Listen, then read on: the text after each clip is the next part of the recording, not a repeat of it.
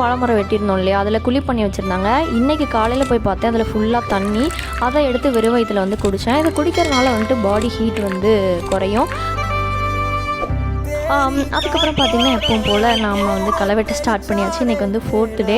இன்றைக்கி கொஞ்சம் வந்து நைட்டு லேட்டாக தூங்கினதுனால காலையில் லேட்டாக தான் எழுந்திரிச்சேன். அப்புறமேட்டுக்கு பார்த்திங்கன்னா சாப்பாடு தான். காலையில் கொஞ்சம் வந்து ரைஸு, அப்புறம் ஏதாவது ஒரு க்ரீன் வெஜிடபிள், அப்புறம் கீரை, அப்புறம் வந்து சட்னி. கண்டிப்பாக கீரை வந்து இருக்கணும்.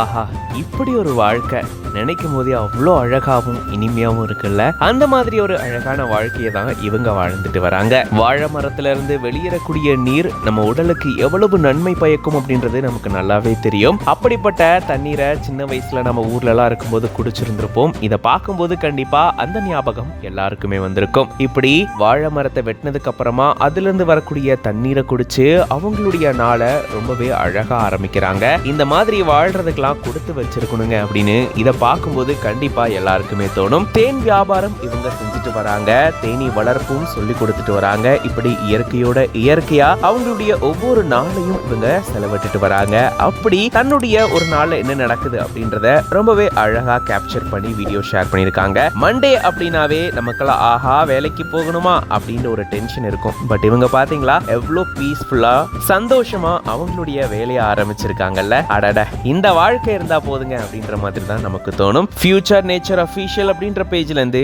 இந்த வீடியோவை ஷேர் பண்ணிருக்காங்க.